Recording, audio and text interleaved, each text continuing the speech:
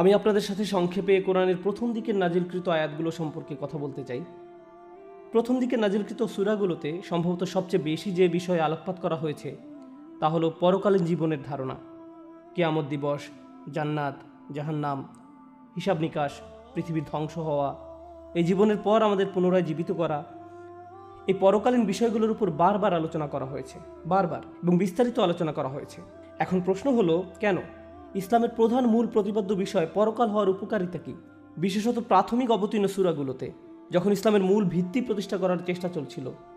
ব্যাপারটা হলো, উদাহরণস্বরূপ কোরআনের এক জায়গায় বলা হয়েছে, কাল্লা বাল তুহিব্বুন আল আজিলা ওয়া তাযারুন আল আখিরা, তোমরা তাড়াতাড়ি পাওয়াকে ভালোবাসো এবং পরকালকে উপেক্ষা করো।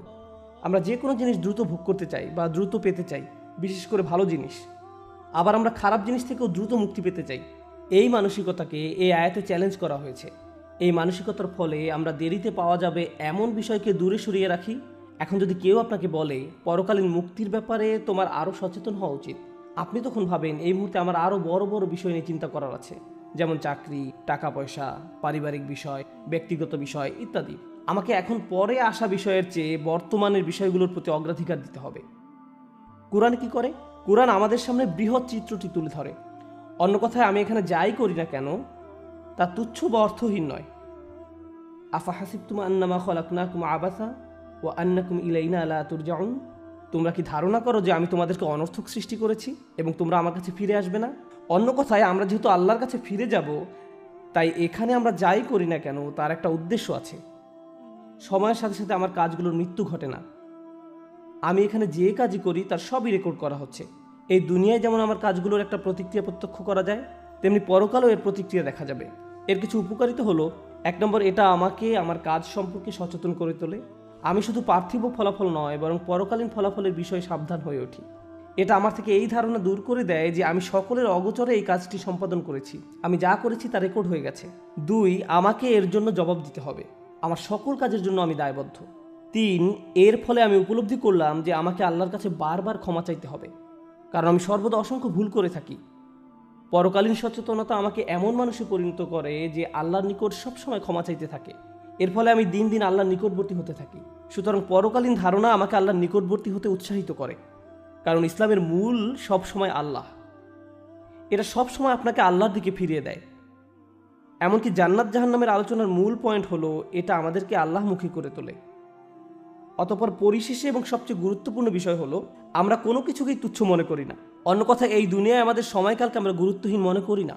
আমাদের আসল জীবনকালের তুলনায় এই পৃথিবীতে আমরা যে ক্ষুদ্র সময়টুকু অতিবাহিত করি, আমরা এটাকে জীবনের ভ্রমণ পথের একটা থামার জায়গা হিসেবে দেখি। এই দুনিয়ায় প্রেরণ করার বহু পূর্বে আমাদের রুহগুলোকে সৃষ্টি করা হয়েছে। তারপর একজন ফেরেশতা আল্লাহর নির্দেশে একটি রুহ নিয়ে আমাদের মায়ের গর্ভে দিয়ে দেন। তারপর এই পৃথিবীতে আমাদের জন্ম হয়। এই পৃথিবীর পূর্বেই আমাদের সৃষ্টি করা হয়েছে, আর এখানে আসার আগেই আমাদেরকে আমাদের বিশ্বাস নিয়ে প্রশ্ন করা হয়েছিল। আর মৃত্যুর পর আমরা অন্য আরেকটি জীবনে পদার্পণ করব। প্রজন্মের পর প্রজন্ম ধরে সেই জীবন চলবে। অনেক মানুষ হাজার হাজার বছর ধরে কবরের জীবনে রয়েছেন, ওইটাও জীবনের আরেকটা অধ্যায়।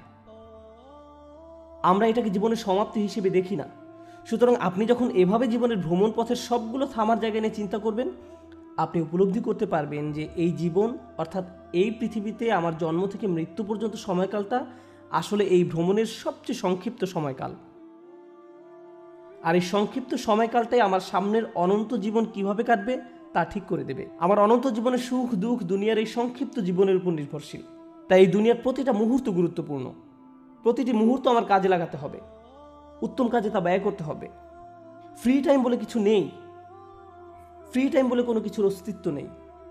পরকালীন জীবনের ধারণা আমাকে এই পৃথিবীর সময়কে সম্মান করতে শেখায়, আরও বেশি বেশি ভালো কাজ করতে আমাকে তাড়া দেয়, এবং আমার ভিতরের খারাপ দিকগুলোকে দূর করতে তাগাদা দেয়। এটা আমার ভিতরের অলসতাকে ধ্বংস করে দেয়।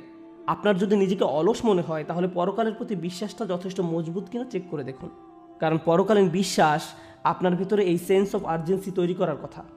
আপনাদের মাঝে যারা মনে করছেন পরকাল, বিচার দিবস, জান্নাত এগুলো অনেক দূরের বিষয়, সম্ভবত পরকাল বিষয়ে আপনার আরও জ্ঞান অর্জন করা দরকার, বারবার স্মরণ করিয়ে দেওয়া দরকার। আর আল্লাহ কি বলেন? ইন্নাহুম ইয়ারাউনাহু বাঈদা ওয়া নারাহু করিবা, তারা ওই দিনটিকে সুদূর মনে করছে, কিন্তু আমি তা নিকটে দেখতে পাচ্ছি। আমি আশা করছি এই রিমাইন্ডার আপনাদের উপকারে এসেছে। আমি নিজেকে স্মরণ করিয়ে দেওয়ার মাধ্যমে উপকৃত হই। আমাদের সবার উচিত নতুন উদ্যমে সময়ের উত্তম ব্যবহার করা, বিশেষ করে বারবার পরকালকে স্মরণ করার মাধ্যমে। আল্লাহ আজ্জা ওয়া জাল্লা আমাদের সবাইকে পরকালীন সফলতা দান করুন। বারাকাল্লাহু লি ওয়া লাকুম। আসসালামু আলাইকুম ওয়া রাহমাতুল্লাহ।